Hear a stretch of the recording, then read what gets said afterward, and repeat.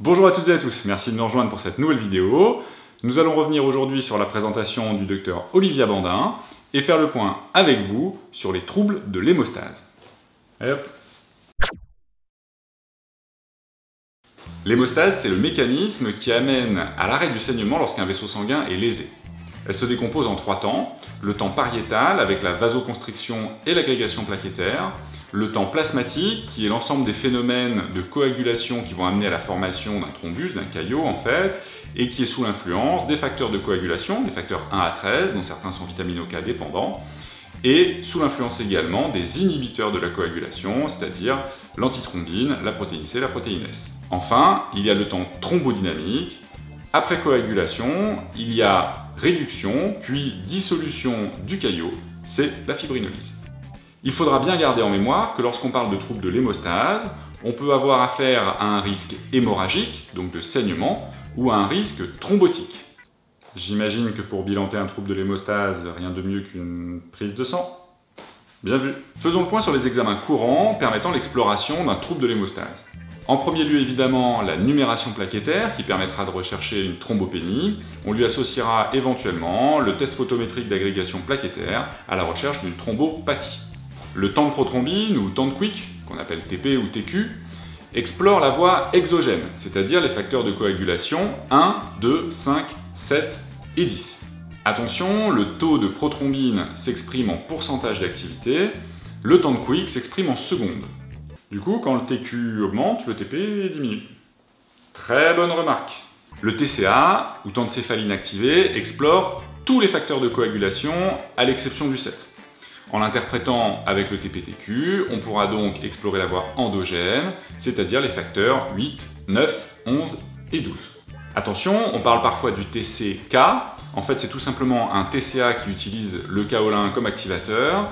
Il permettra, en seconde intention, de faire la différence entre un anticoagulant circulant et un déficit en facteur de coagulation. On verra ça un petit peu plus tard. Le dosage du fibrinogène permet d'en rechercher un déficit ou une anomalie. Il aide également au diagnostic de CIVD, de fibrinolyse ou encore d'insuffisance hépatique.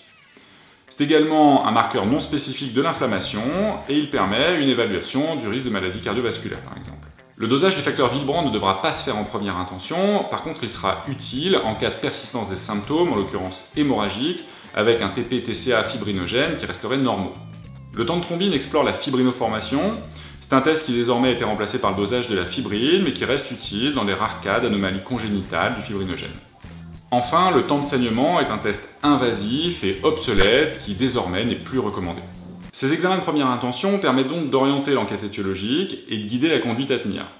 Plutôt qu'un long bavardage, j'ai préféré vous résumer les différents cas de figure dans un tableau. En fonction des modifications, du TP, du TCA, du fibrinogène, je vous ai résumé les différentes hypothèses diagnostiques à soulever et la conduite à tenir pour chacune d'elles. Alors bien sûr, je vous mets ce tableau à disposition dans la description de la vidéo, là en dessous, pour que vous puissiez le télécharger et puis le relire à tête reposée. Alors du coup, maintenant que tu nous as expliqué quels examens faire et comment les interpréter quand on suspecte un trouble de l'hémostase, est-ce que tu pourrais me rafraîchir la mémoire sur les étiologies à avoir en tête? Bien sûr. On peut distinguer 5 grandes familles de pathologies responsables de troubles de l'hémostase. Tout d'abord, les pathologies hémorragiques liées à un trouble de l'hémostase primaire. On trouvera dans cette catégorie les thrombopénies, les thrombopathies. Les causes peuvent être médicamenteuses, liées à une hémopathie, ou encore, et c'est beaucoup plus rare, constitutionnelles. Enfin, il y a la maladie de Willebrand. Pour mémoire, c'est la plus fréquente des pathologies constitutionnelles de l'hémostase. Elle est liée à un déficit du facteur Willebrand, souvent associé à un déficit du facteur 8. C'est une pathologie qui se transmet sur un mode autosomique dominant et qui peut donc affecter les deux sexes. La deuxième grande catégorie correspond au saignement sur anomalie vasculaire. Dans ce cas, on aura souvent affaire à des hémorragies cutanéo-muqueuses et les numérations plaquettaires ainsi que les tests fonctionnels plaquettaires seront normaux. Ces anomalies vasculaires peuvent être secondaires, souvent avec un purpura infiltré. Chez l'enfant, c'est le purpura rhumatoïde. Chez l'adulte, c'est le purpura vasculaire, dont l'étiologie peut être auto-immune, infectieuse ou encore métabolique. Elles peuvent sinon être primitives, comme dans la maladie de Randu-Oster ou dans le syndrome d'Ehlers-Danlos. La troisième catégorie regroupe les pathologies hémorragiques liées à une anomalie acquise de la coagulation. On y retrouve l'insuffisance hépatocellulaire, la CIVD ou encore l'hypovitaminose K. Dans ce cas, les facteurs 2, 7, 9, 10, protéine C, protéine S sont non fonctionnels. Chez le nouveau-né, c'est lié à une immaturité hépatique ou à une carence d'apport maternel. Ceci dit, c'est une situation qui aujourd'hui reste très rare puisqu'il y a désormais un apport systématique de vitamine K1 précoce à la naissance. Chez l'adulte, les causes d'hypovitaminose K seront liées à la prise d'AVK, thérapeutique ou accidentelle, à une carence d'apport qui reste rare, ou à un déficit en absorption lié à une obstruction des voies biliaires ou à une cause de malabsorption. Enfin, il pourrait y avoir présence d'un auto-anticorps dirigé contre le facteur 8, c'est l'hémophilie acquise. On la retrouve le plus souvent chez les sujets très âgés ou chez les femmes jeunes en postpartum, et elle peut être liée dans certains cas à une pathologie auto-immune, un cancer ou une hémopathie maligne. La quatrième situation est celle d'une pathologie hémorragique liée à une anomalie constitutionnelle de la coagulation. Dans ce cas, on aura affaire de manière quasi certaine à une hémophilie congénitale. Elle correspond à un déficit en facteur 8, l'hémophilie A, ou en facteur 9, c'est l'hémophilie B. Les autres déficits constitutionnels en facteurs de coagulation sont rarissimes.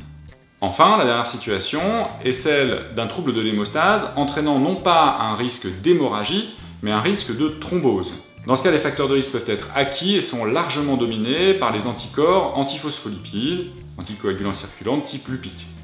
Des thromboses veineuses, artérielles, des événements obstétricaux récidivants seront très évocateurs. Enfin, les facteurs de risque peuvent être constitutionnels, c'est le cas des déficits en antithrombine, en protéine C ou en protéine S. C'est également le cas pour la mutation du gène du facteur 5 ou la mutation du gène de la prothrombine. Merci à toutes et à tous de m'avoir suivi pour cette nouvelle vidéo. J'espère qu'elle vous aura plu et surtout que vous l'aurez trouvée utile. Comme d'habitude, le petit pouce en haut, éventuellement le petit pouce en bas. Pensez à vous abonner à la chaîne, vous pouvez également aller nous voir sur notre page Facebook. On a également depuis peu ouvert un site internet dont je vous mets l'adresse ici, voilà, je vous le mets également dans la description de la vidéo.